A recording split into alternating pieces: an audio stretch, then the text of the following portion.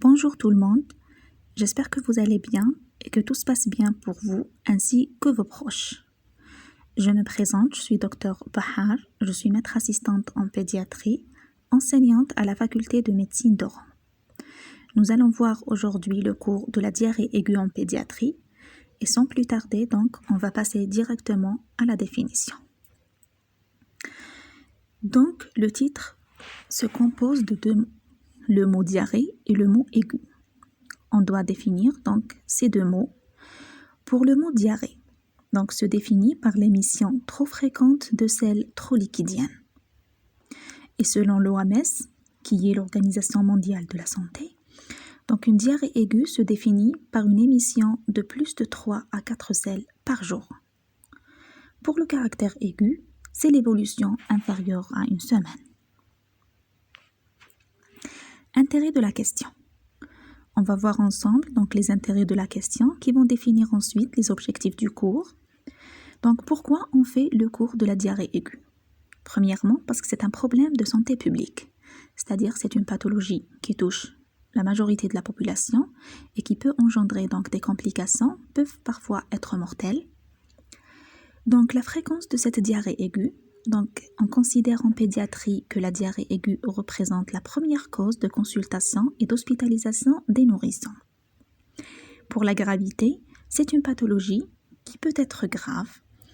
Donc par ses conséquences, bien sûr la première qui est la déshydratation, mais à ne pas oublier la malnutrition et les septicémies. Les étiologies des diarrhées aiguës sont multiples, mais elles sont dominées par les causes infectieuses virales, donc qui représentent plus de 90% des étiologies pour le nourrisson. La prévention, elle est possible, et elle se fait grâce aux mesures d'hygiène personnelle, hygiène collective, et surtout par l'application de programmes nationaux de lutte contre les maladies diarrhéiques par le biais des SRO, qui sont les sels de réhydratation par voie orale. Pour le pronostic, donc les diarrhées aiguës peuvent être mortelles et cette mortalité, elle peut être élevée. Donc elle est représentée par 3 à 4 millions dans le monde. En Algérie, donc en dehors de la pathologie néonatale, la diarrhée aiguë représente la deuxième cause de mortalité et de morbidité infantile, après bien sûr les infections respiratoires aiguës. Pour le rappel physiologique, donc commençons par ce qu'on appelle donc le cycle entérosystémique d'eau et des électrolytes. C'est quoi ce cycle entérosystémique? Donc c'est l'équilibre entre les phénomènes d'absorption et de sécrétion, bien sûr de l'eau et des électrolytes. Donc, on sait tous que les mouvements d'eau sont passifs, c'est ce qu'on appelle osmose. Donc, l'eau suit les électrolytes et passe du milieu moins concentré au plus concentré. Chaque jour, donc 9 litres d'eau arrivent au duodénum, c'est-à-dire aux intestins. Donc, 2 litres provenant des intestins, 7 litres des sécrétions, exemple l'estomac, la bile, le pancréas, et seulement 0,1 à 0,2 litres passent dans les selles. Vous voyez la grande différence. Donc, c'est au niveau de l'intestin que passent les différents phénomènes d'absorption et de sécrétion. On va voir ça dans le schéma sur la slide suivante. Donc, c'est la rupture de ce cycle qui entraîne une diarrhée. On a vu que le cycle entérosystémique, c'est l'équilibre entre les phénomènes d'absorption et les phénomènes de sécrétion. Et s'il y a une rupture de cet équilibre, ça va entraîner une diarrhée et bien sûr par conséquence une déshydratation. Commençons par le phénomène absorption de l'eau et des électrolytes. Donc sur les schémas à droite, on voit la partie haute. Ici, c'est ce qu'on appelle les villosités, ici. Donc tout ça, tout le schéma représente donc les cellules intestinales. On a cette partie haute, elle représente bien sûr les entérocytes, des villosités. Ça, c'est la villosité. Et ces cellules, ce sont les entérocytes des villosités. C'est au niveau là, donc, que le phénomène d'absorption de l'eau et des électrolytes se déroule. Donc l'eau est absorbée par un mouvement passif, osmose, donc de la lumière intestinale vers le milieu intérieur, et suit les mouvements des ions, surtout le sodium. Les électrolytes, donc représentés par le sodium et le potassium, sont absorbés par un mouvement actif par l'intermédiaire de la pompe, ce qu'on appelle la pompe NAK-ATPase. Et tout ce phénomène donc d'absorption se déroule ici au niveau des entérocytes des villosités. Deuxièmement, le phénomène de sécrétion de chlore et de l'eau se déroule au niveau des entérocytes des cryptes. Les cryptes, c'est au niveau de cette partie, c'est ça ce qu'on appelle crypte, et ces cellules, ce sont les entérocytes des cryptes. C'est à ce niveau-là donc que se déroule le phénomène de sécrétion. L'eau est toujours sécrétée par un mouvement passif et qui est tributaire à celle du chlore, c'est-à-dire qui se fait en même temps de la sécrétion du chlore. Donc le chlore est sécrété par un canal, ce qu'on appelle le canal CFTR, qui est un canal membranaire. Ce canal est réglé par une protéine membranaire appelée protéine membranaire G, donc par l'intermédiaire de plusieurs mécanismes donc, qui peuvent altérer ou bien stimuler ou inhiber ce canal par l'intermédiaire de la protéine membranaire G, et donc va donner des conséquences sur, bien sûr, la sécrétion de l'eau et des électrolytes. Il faut noter également qu'il existe en permanence un équilibre entre l'absorption et l'excrétion du sodium et donc de l'eau. C'est ce qu'on appelle bien sûr le cycle entérosystémique d'eau.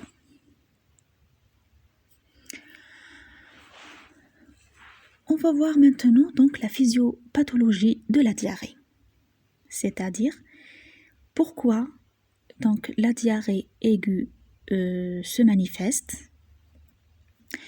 Donc on a deux mécanismes, soit on a une diminution de l'absorption ou bien une augmentation de la sécrétion.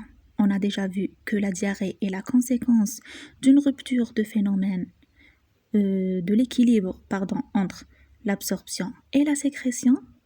Donc cette rupture d'équilibre, elle est représentée soit par une diminution de l'absorption ou bien sûr par une augmentation de la sécrétion intestinale. Commençons par la diminution de l'absorption. Elle peut être due soit à une destruction de l'épithélium. Donc certains agents pathogènes vont détruire directement les cellules épithéliales. On a donné l'exemple de rotavirus. Donc il faut noter par contre que la capacité d'absorption résiduelle des villosités indemnes est suffisante pour assurer l'absorption d'eau, de Na, de glucose lors de la réhydratation orale. C'est-à-dire, donc, le rotavirus, il est là. Il va détruire donc les entérocytes de l'épithélium intestinal. Mais il y a quelques villosités résiduelles qui ne sont pas donc détruites, qui sont indemnes. Ces villosités, donc si on assure la réhydratation par voie orale, bien sûr par le biais des SRO, ils peuvent être à elles seules suffisantes pour assurer l'absorption de l'eau et des électrolytes, d'où l'intérêt majeur donc d'utilisation des SRO lors de diarrhée aiguë. Comme deuxième mécanisme, donc on a la production des cytokines. On a donné l'exemple des Shigella. Donc la Shigella, c'est un agent pathogène également. Par contre, celui-là, il ne va pas détruire directement l'épithélium comme le rotavirus, mais il va sécréter des substances pathogènes telles que les cytokines, et ces substances pathogènes qui vont détruire l'épithélium. Le troisième mécanisme, c'est l'invasion épithéliale. C'est ce qu'on appelle le syndrome dysentérique. Il y a bien sûr une destruction, et ici, donc, on a l'association avec les selles de la glaire et du sang, c'est ce qu'on appelle les selles glérosanglantes. Par exemple, pour les agents pathogènes ici, on a donné la salmonelle et les shigelles. Le quatrième mécanisme, c'est les troubles de la motricité digestive, donc soit par une accélération du péristaltisme, donc l'accélération du péristaltisme va donner des diarrhées parce qu'il va éliminer davantage, soit une anomalie de la motricité, c'est ce qu'on appelle la motricité inverse. Dans ce cas, donc, les diarrhées s'accompagnent de vomissements. Ça, c'est pour le premier mécanisme qui est la diminution de l'absorption. Pour le deuxième mécanisme, on a l'augmentation de la sécrétion intestinale.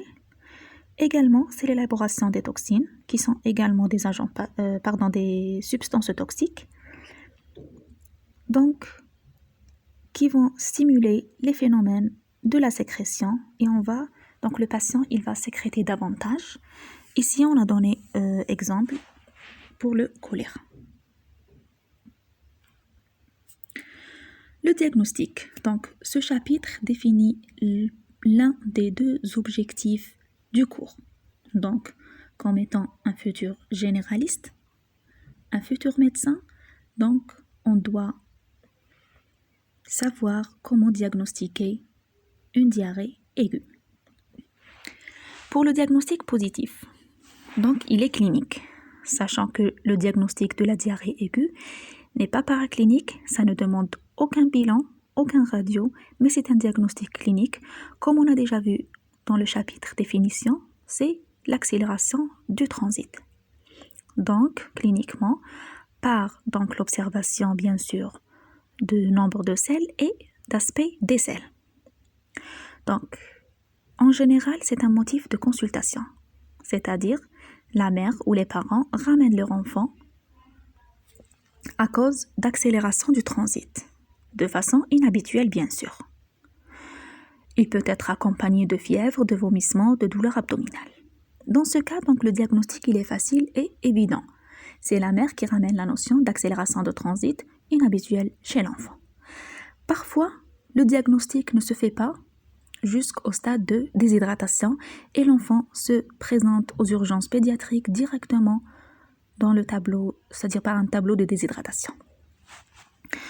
Deuxième chapitre, c'est le diagnostic différentiel. Ce qui fait la différence avec une diarrhée aiguë, donc on a les diarrhées prandiales du nourrisson au sein, c'est-à-dire les nourrissons qui sont allaités au sein, un allaitement maternel. Ce sont des selles semi-liquides, émises lors ou après les tétés, avec une bonne prise pondérale. C'est ça le mot-clé. Donc, les diarrhées aiguës, si elles sont pathologiques, donc, vont donner, comme on a déjà vu pour l'intérêt de la question, chapitre complications, une malnutrition, c'est-à-dire une perte pondérale. Ici, si on a un nourrisson qui est allaité au sein, qui présente des selles semi-liquidiennes au moment des tétés ou bien juste après, avec une bonne prise pondérale, ça fait le diagnostic de diarrhée prandiale du nourrisson au sein. Deuxième diagnostic différentiel, c'est les épisodes de diarrhée aiguë sur un fond de diarrhée chronique. Des fois, on a une diarrhée chronique et de temps en temps, ils font genre des débâcles diarrhéiques aigus. Le troisième chapitre, c'est les débâcles diarrhéiques après une constipation. Bien sûr. Donc, il faut ici souligner qu'il ne faut pas considérer comme diarrhée des selles fréquentes mais normales, c'est-à-dire un aspect qui est normal, non liquidien. On a vu dans le chapitre définition que parmi les mots qui définissent une diarrhée aiguë, des selles fréquentes liquidiennes. Pour le diagnostic de gravité, cliniquement, on doit évaluer la perte pondérale. Donc, le poids, qui est un élément essentiel, doit être comparé au dernier poids connu. Donc, ici, pour calculer le pourcentage de perte de poids. Bien sûr, normalement, chaque médecin ou chaque pédiatre qui examine un enfant doit mentionner donc les paramètres anthropométriques sur le carnet de santé. Donc, juste ici en bas, ici on voit donc comment calculer le pourcentage de perte pondérale. Donc, on a le poids antérieur moins le poids actuel qu'on divise sur le poids antérieur multiplié par 100, on trouve le chiffre en pourcentage. Donc, on estime une déshydratation mineure qui est inférieure à 5% de perte pondérale. Une déshydratation modérée, elle se situe entre 5 et 10%. Et une déshydratation dite grave lorsqu'elle est au-delà de 10% de perte pondérale. Deuxièmement, les signes de déshydratation. On doit les chercher. Donc, parce qu'une diarrhée aiguë, la gravité réside dans la déshydratation. Donc, les signes de déshydratation extracellulaire tels que le pli cutané persistant, qu'il faut savoir faire une différence avec le pli cutané de la dénutrition. Bien sûr, les signes oculaires représentés par des cernes, un enfoncement des globes oculaires, une hypotonie des globes et une dépression de la fontanelle. Tous ces signes représentent les signes de déshydratation extracellulaire. Pour les signes de déshydratation intracellulaire, on a la soif, la sécheresse des muqueuses, la fièvre et les troubles de conscience qui peuvent aller de la torpeur au coma.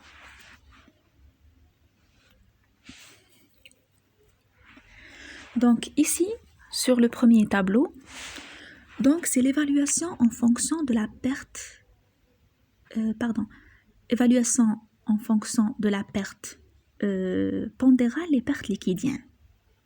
Par exemple, on a une déshydratation dite légère inférieure à 5%. Ici, on estime les pertes liquidiennes à moins de 50 cc par kilo. Si on a une perte pondérale entre 5 et 10%, la perte liquidienne elle est estimée à 50 à 100 cc par kilo. Et la déshydratation grave, bien sûr, au-delà de 10%, la perte liquidienne elle est estimée à plus de 100 cc par kilo. Donc ça, en général, c'est pour l'évaluation de la gravité diarrhée déshydratation. On a, par contre, si on n'a pas du poids antérieur, donc l'évaluation va se faire en fonction de la sévérité des signes cliniques. Donc, verticalement, on a le A, le B et le C. On va voir après, le A, c'est le plan A du programme national, le B, c'est le plan B et le C, c'est le plan C. Donc, on a les éléments suivants à l'inspection: l'état général, l'état des yeux, la présence ou l'absence des larmes, la sécheresse de la langue et la soif. Pour la palpation, on a le pli cutané.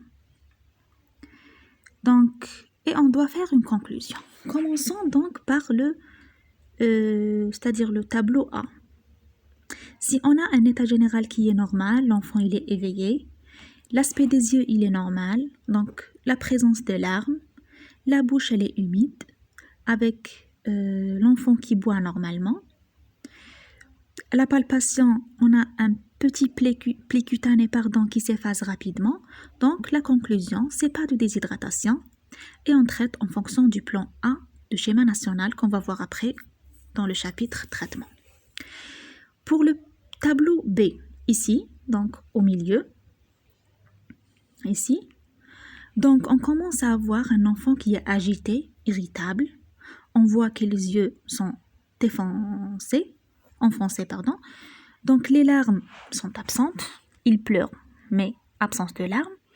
La bouche, elle est sèche et l'enfant, il est assoiffé, boit avec avidité. Donc, le pli cutané ici s'efface lentement. Comme conclusion, c'est une déshydratation évidente et qu'on doit traiter par le plan B du programme national. Donc, pour le tableau C également, on a un état général qui est altéré, un enfant qui est léthargique, inconscient, apathique, très enfoncé, les yeux qui sont très enfoncés, secs. On a les larmes qui sont absentes, la bouche elle est très sèche, il boit à peine, bien sûr il est incapable de boire. Donc pour le pli cutané, s'efface très lentement. Donc ici c'est une déshydratation qui est sévère et on doit traiter en urgence selon le plan C du programme national. Donc ici pour le deuxième tableau, on voit qu'on a des caractères qui sont écrit en gras avec des étoiles. Donc, si le malade présente au moins 2 signes, c'est-à-dire 2 signes qui sont écrits en gras, dont l'un d'entre eux présente une étoile, donc le malade doit être classé à la classe suivante. D'accord? Donc, pour les signes hémodynamiques, on cherche une hypotension, un pouls filant, des marbrures, un allongement du temps de recoloration, c'est le TRC, une oligoanurie qui signe bien sûr les signes de choc hypovolémique ici. Donc les signes d'acidose, bien sûr, le myosis, la dyspnée et les marbrures. Donc si on a ces 3 signes, donc le malade présente une acidose métabolique. Les signes neurologiques, on doit rechercher les convulsions qui sont secondaires soit à l'hypothermie, soit à l'hypoglycémie, soit à l'hyponatrémie ou bien à l'hypernatrémie. Donc, pour le diagnostic de gravité sur le plan biologique, on doit juger le retentissement de la diarrhée aiguë. Bien sûr, on doit demander un ionogramme sanguin urinaire pour typer la déshydratation. Vous allez bien comprendre tout ça dans le cours déshydratation. Pour l'hématocrite et les protidémies, donc si elles sont élevées, signe l'hémoconcentration, les gaz du sang ou le pH pour diagnostiquer l'acidose métabolique, et le bilan rénal, bien sûr, pour diagnostiquer une insuffisance rénale qui est fonctionnelle par hypovolémie, donc qui va donner l'hypoperfusion rénale. Le diagnostic étiologique, donc l'enquête étiologique, commence par la première étape qui est l'interrogatoire. Donc, on cherche l'âge de l'enfant. Très important parce que, donc, en pédiatrie, tout est lié à l'âge. Donc, posons des questions sur la diarrhée, c'est-à-dire la date du début de cet épisode, le mode d'installation, est-ce qu'il est aigu, inférieur à 1 semaine, ou bien c'est un autre type de diarrhée prolongée, la durée d'évolution, la fréquence des selles, l'abondance, la consistance, est-ce que c'est des selles liquidiennes ou bien des selles solides mais fréquentes, l'aspect des selles, est-ce qu'il y a de la glaire, du sang ou du pus. Posons des questions sur les signes associés, l'existence ou pas de fièvre, de vomissement, d'anorexie, de douleur abdominale, d'autorée, de convulsions.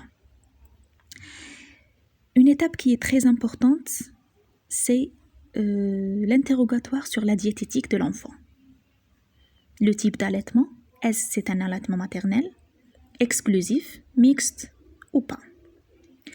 Donc les préparations du lait, s'il est sous lait artificiel, quel type de lait, quelle concentration, bien sûr s'il y a une modification du régime, et bien sûr poser des questions sur la stérilisation des biberons. C'est l'hygiène bien sûr. Donc le contexte, est-ce que c'est une diarrhée qui est apparue dans un contexte d'épidémie? Le terrain de l'enfant, est-ce que c'est un terrain immunodéprimé ou bien il présente une autre pathologie associée? Les antécédents, les voyages, etc. Posons des questions sur le traitement reçu, surtout les antibiotiques. Le poids de la dernière consultation pour savoir calculer donc le pourcentage de perte de poids et bien sûr le niveau socio-économique. Pour l'examen clinique, donc en pédiatrie bien sûr, toujours l'examen clinique doit être complet sur un enfant qui est dévêtu pour donc voir toutes les anomalies qui peuvent être cachées sous les vêtements. Après avoir donc examiné l'enfant, on doit insister et rechercher les signes de déshydratation, surtout la perte de poids, calculer le pourcentage, les signes de choc, l'existence de marbrures, un taux de recoloration cutanée, c'est le TRC au-delà de 3 secondes, une tachycardie, une hypotension, rechercher des signes de méningite, qui peut être une cause, prendre la température, donc bien sûr l'état nutritionnel de l'enfant. Les examens paracliniques ne sont pas utiles le plus souvent. Donc quand est-ce qu'on demande des examens paracliniques? Lorsqu'on a une déshydratation importante, c'est-à-dire une déshydratation Plan C. On demande un ionogramme sanguin, bien sûr, pour typer la déshydratation. On demande un bilan rénal, l'urée et la créate. Et on demande les bicarbonates pour diagnostiquer une acidose métabolique. On demande également les examens paracliniques si on a un terrain septique. On demande la CRP, la numération formule sanguine et bien sûr des hémocultures. On les demande également si on a des vomissements bilieux, l'ASP bien sûr pour diagnostiquer une urgence chirurgicale, et si on a un syndrome dysentérique ou bien des diarrhées glérosanglantes, ou bien un voyage donc dans des pays endémiques, on demande une coproculture, voire une parasitologie des selles. Les autres examens demandés si on a des signes extradigestifs, on a donné l'exemple par un ECBU, qui est l'examen cytobactériologique des urines, et l'APL qui est la ponction Lambert. Bien sûr, l'étude biochimique, cytologique et microbiologique. Ici, il faut donc souligner les indications à la coproculture. Ce n'est pas devant chaque diarrhée aiguë qu'on demande une coproculture des selles. Donc, il existe des indications bien précises de la coproculture. On a, lorsque la diarrhée se diagnostique dans une atmosphère d'épidémie en collectivité et toxi-infection alimentaire. Donc, lorsqu'on a des diarrhées invasives glérosanglantes, lorsqu'on a des diarrhées rebelles au traitement, lorsqu'on a des diarrhées de retour des pays chauds, et lorsqu'on a des diarrhées, bien sûr, chez un état ou un enfant immunodéprimé. Le résultat de l'enquête. Premièrement, c'est-à-dire ce sont les étiologies des diarrhées aiguës, on a les étiologies entérales infectieuses. Premièrement virales, donc on a déjà vu ça sur le chapitre, dans le chapitre intérêt de la question. Donc que 80% des diarrhées aiguës du nourrisson sont représentées par les causes virales, entre autres le rotavirus. Donc, les éléments qui sont en faveur d'une atteinte virale, c'est la période automno-hivernale, c'est le contexte épidémique, c'est la transmission orofécale, c'est les selles liquidiennes, aqueuses en jet, associées à des rhinopharyngites et des éruptions cutanées. Tout ça plaide pour une infection virale ou bien une étiologie virale de la diarrhée. Les étiologies bactériennes, donc le tableau clinique ici, il est différent selon le germe. Par exemple, la salmonellose, la shigellose, le campylobacter jejuni. Donc, tout ça dans des diarrhées glérosanglantes, c'est le syndrome dysentérique. C'est un enfant qui est fébrile avec une altération d'état général. Si on a par contre une diarrhée fébrile avec une convulsion, donc pensez à la shigellose et la salmonellose. Et si on a un tableau pseudo-appendiculaire avec un érythème noueux, arthralgie, pensez à la Yersinia. Donc pour les étiologies bactériennes, c'est la coproculture des selles qui va donc diagnostiquer le type de bactérie, bien sûr, demandant toujours un antibiogramme associé. Les causes parasitaires, on a la giardiase, l'ascaris, l'Entamoeba histolytica. Donc les causes parasitaires sont presque très rares avant l'âge de 6 mois, presque un pourcentage nul. Donc, et pour les diagnostics, c'est bien sûr la parasitologie des selles. Deuxièmement, les étiologies entérales non infectieuses. Donc, les erreurs diététiques. Donc, par exemple, il y a des mamans qui vont diluer le lait ou bien augmenter la concentration du lait. Les jus de fruits également, des fois, ce sont une cause donc, de diarrhée par erreur diététique. Et on a comme deuxième étiologie, c'est les allergies alimentaires.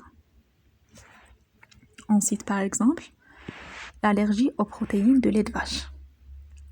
Les étiologies parentérales, donc, c'est des diarrhées associées à des infections extradigestives. Il faut savoir qu'en pédiatrie, toute pathologie peut donner comme signe accompagnateur une diarrhée. Donc, notamment par exemple les infections ORL, les infections méningées.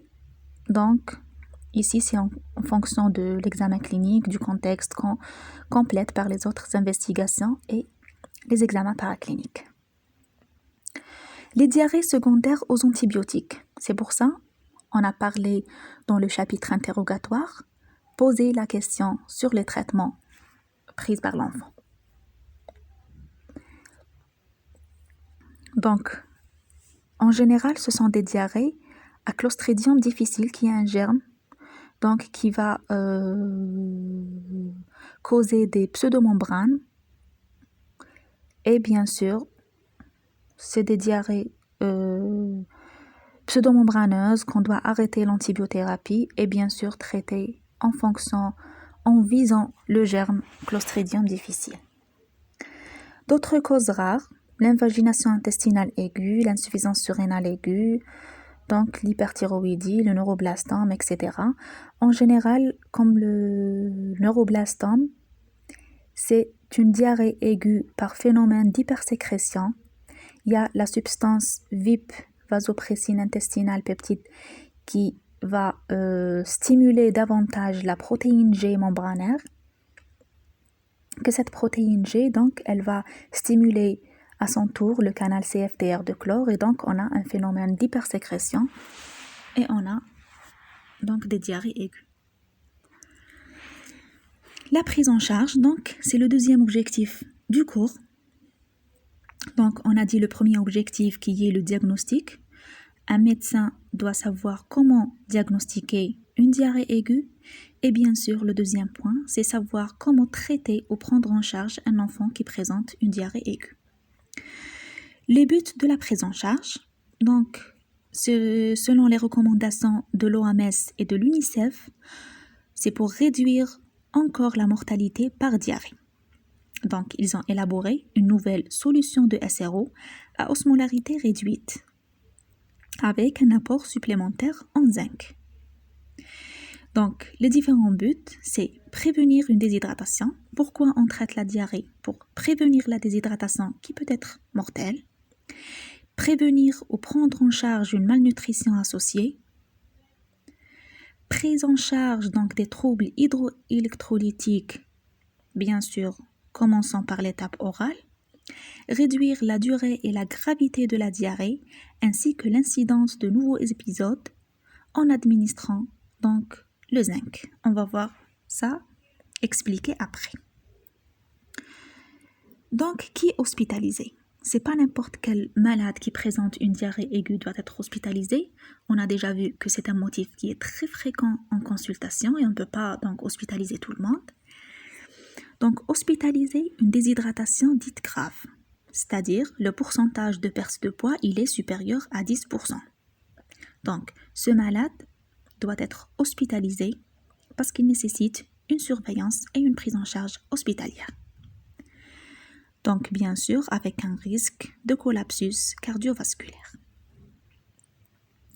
Hospitalisé s'il y a des signes septiques, c'est-à-dire un terrain infecté avec un bilan positif, parce qu'on doit ici administrer également un traitement et surveiller. Hospitalisé également si on a l'impossibilité de boire les solutés d'hydratation. Par exemple, un malade qui présente une diarrhée donc, ou bien des hydratations légères, normalement c'est l'indication des SRO par voie orale. Si on a l'incapacité de boire les SRO, par exemple la mère ramène la notion de vomissement incoercible, ou bien une diarrhée profuse qui dépasse, c'est-à-dire le traitement par SRO, donc on doit hospitaliser. On hospitalise également lorsqu'on a un terrain fragile. Exemple, un prématuré ou bien hypotrophe. Si on a une suspicion d'affection chirurgicale sous-jacente, et bien sûr, si les parents sont peu fiables. Donc la mère, elle ne peut pas surveiller à elle seule l'enfant, donc on l'hospitalise pendant une durée, c'est-à-dire une courte durée, afin d'insister sur la maman, c'est-à-dire sur la maman. Les moyens de la prise en charge. Premièrement, les sels de réhydratation par voie orale. C'est ce qu'on appelle SRO. Donc, ceux composés par l'OMS et proposés donc, dans un sachet qui contient. Donc, la constitution des SRO, donc, elle est représentée par le tableau à droite, ici. Pardon. Donc, ici, on a l'ancienne formule. Et ici, la nouvelle formule, on a déjà dit que la nouvelle formule a osmolarité qui est réduite. Donc, le but de la déshydratation par voie orale, c'est la solution de SRO, c'est de corriger les déficits hydroélectrolytiques dus à la diarrhée. Parce qu'il contient des électrolytes, le Na, le K, surtout le K, le potassium. Correction de l'hypokaliémie, bien sûr.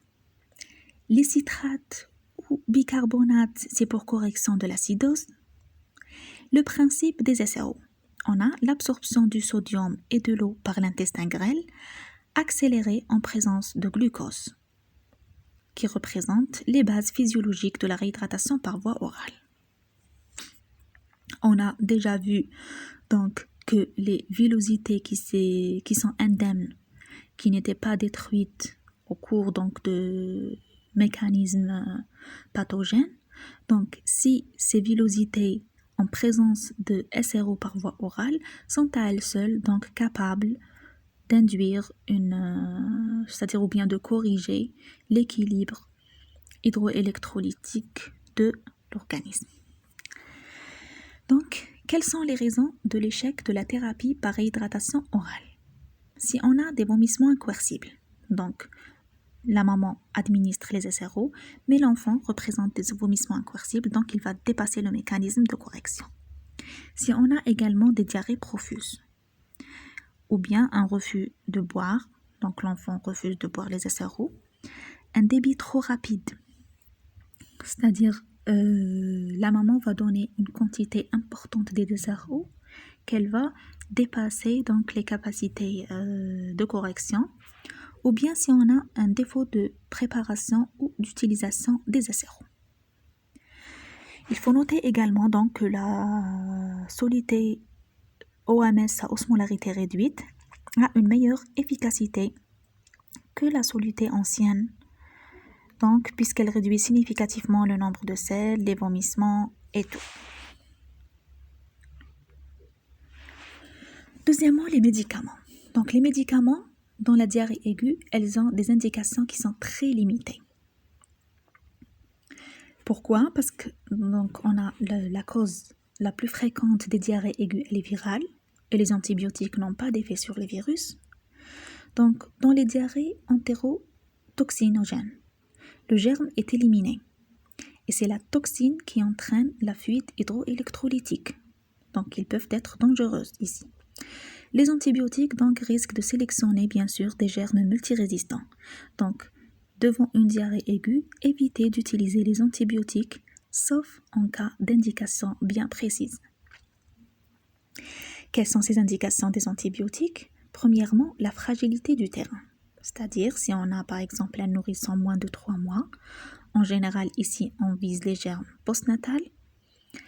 Donc, si on a une dénutrition sévère, si on a une maladie préexistante telle qu'un déficit immunitaire par exemple. Donc, le deuxième point, si on a la sévérité de syndrome infectieux, bien sûr, si on a donc une CRP positive, de taux de blanc qui est élevé, et si on diagnostique à la coproculture, bien sûr, un germe, on a déjà donc parlé que si on demande une coproculture, on doit demander un antibiogramme afin de viser, bien sûr, les antibiotiques qui sont bien sûr efficaces sur le germe diagnostiqué. Une infection extradigestive est parmi les indications bien sûr des antibiotiques.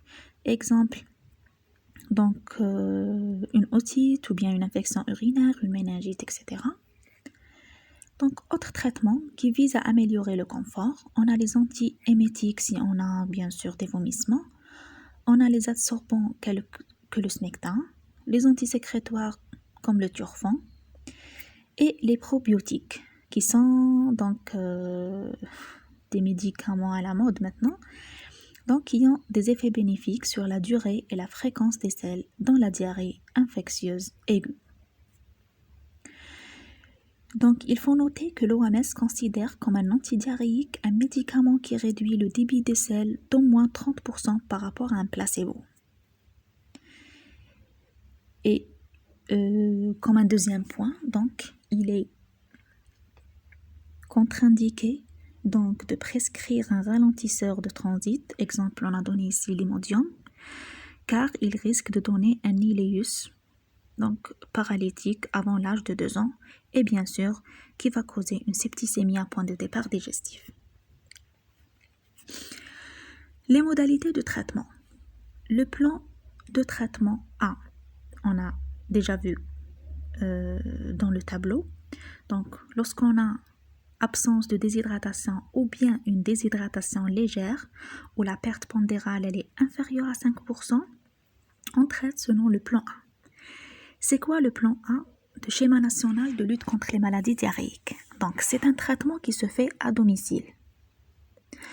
Expliquez les 3 règles du traitement de la diarrhée à domicile. Quelles sont ces 3 règles?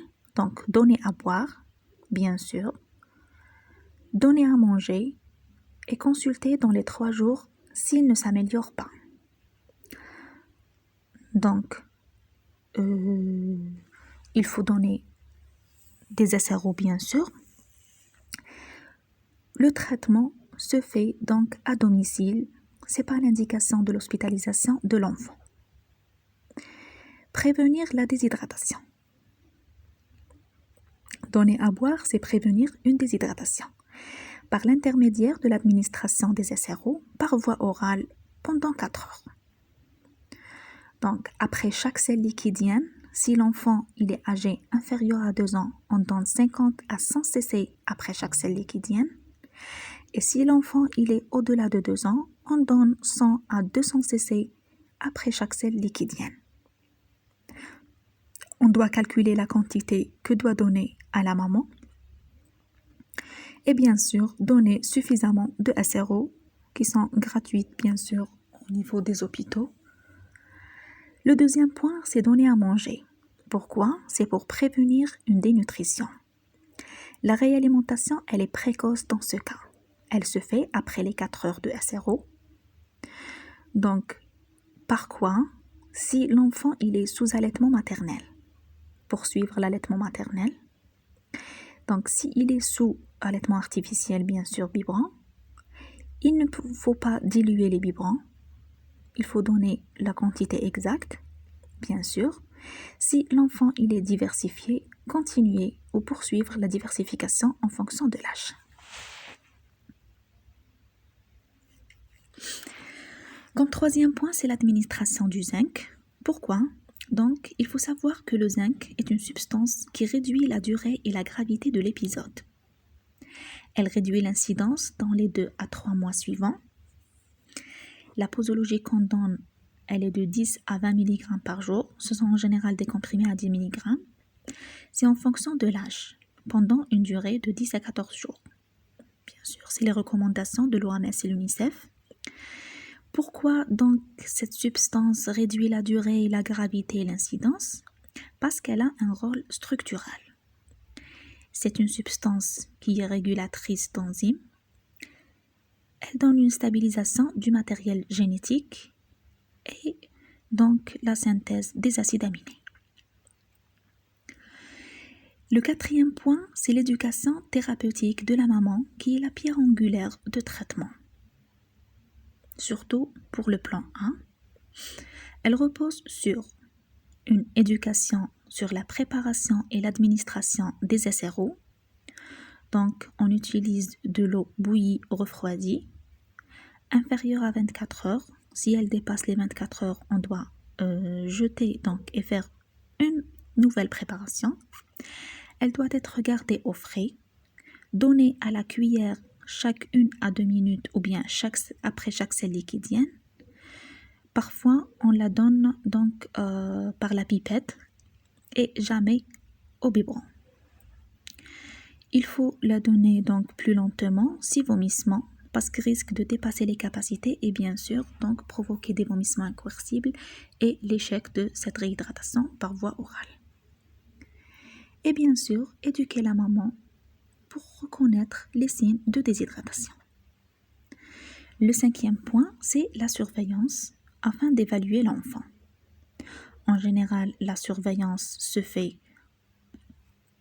donc à domicile par la maman et bien sûr avec donc lors des contrôles du patient par le médecin. Donc il faut savoir qu'on doit poursuivre les SRO pendant 2 jours avec contrôle AJ3, AJ7 et AJ30. Bien sûr, si on a une aggravation, on passe au plan B qui est à l'hôpital avec vérification des causes d'échec. Un petit mot sur le plan B. Donc, on a déjà vu que le plan B, il est destiné à la déshydratation dite modérée, c'est-à-dire le pourcentage de poids, il est entre 5 et 10% ici. Donc, ce plan B se traduit par un traitement à l'hôpital du jour. Donc, c'est une réhydratation par voie orale, mais qui se fait à l'hôpital du jour pendant également 4 heures. Il faut assister à l'administration des SRO par la maman afin de guetter c'est-à-dire les étiologies ou bien les causes de l'échec à domicile. Estimer la quantité des SRO à donner en fonction du poids, de l'âge, si le poids est inconnu. Donc ce tableau résume la quantité bien sûr des SRO qu'on doit donner en fonction de l'âge. Donc, réévaluation au bout de 4 heures. Si on n'a pas de signe de déshydratation, donc on a déjà guetté les causes d'échec, donc on doit réexpliquer la prise en charge à la maman, refaire l'éducation sanitaire de la maman bien sûr, refaire un petit rappel sur les signes de déshydratation, libérer le malade et continuer le plan A à domicile.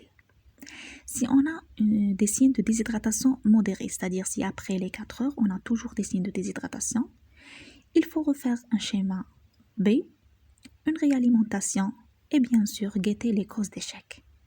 Et si on a une déshydratation sévère, c'est-à-dire l'aggravation de l'état de l'enfant, c'est le passage au plan C. Le plan C, donc, qu'on va voir dans le cours déshydratation. La prévention. Donc, c'est le 3e objectif du traitement. Il faut savoir prévenir une diarrhée aiguë. Donc, premièrement, la prévention passe par 3 étapes. Une prévention primaire, qui est une prévention de la maladie, une prévention secondaire, qui est une prévention contre les complications, et une prévention tertiaire, bien sûr, prévention c'est-à-dire de la répétition des complications. Quels sont les moyens de prévention? Premièrement, l'allaitement maternel.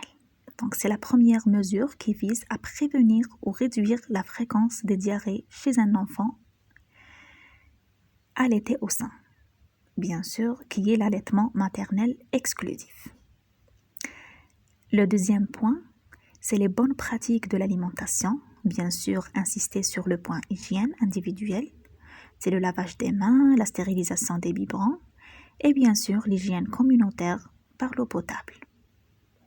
Le 3e point, c'est le lavage fréquent des mains, de la maman bien sûr, afin de rompre le mode de transmission féco-orale. Et le 4e point, c'est la vaccination. Il faut savoir que toutefois, tant que c'est-à-dire le véritable potentiel des vaccins anti-rotavirus actuels n'a pas été confirmé. Donc l'OMS ne dispose pas de vaccin actuellement contre le rotavirus.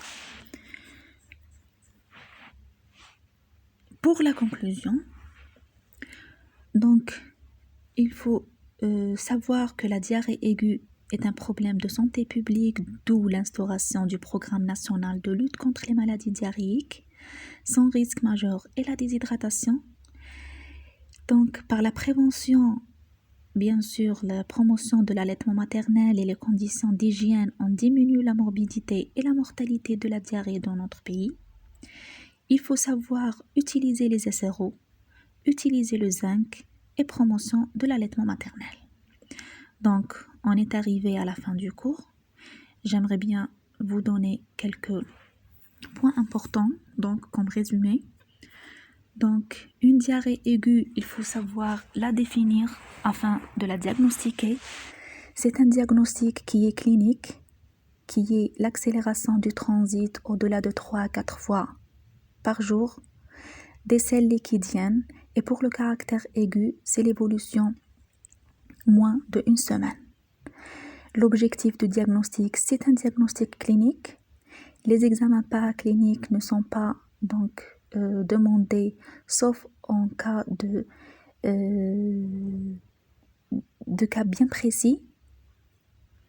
Il faut savoir, bien sûr, éviter l'évolution vers la déshydratation, savoir pratiquer le programme national de lutte contre les maladies diarrhéiques par le biais des SRO, bien sûr, et l'éducation sanitaire de la maman qui est la pierre angulaire afin de prendre en charge correctement l'enfant, y compris à l'hôpital du jour et bien sûr à domicile. Et merci pour votre attention.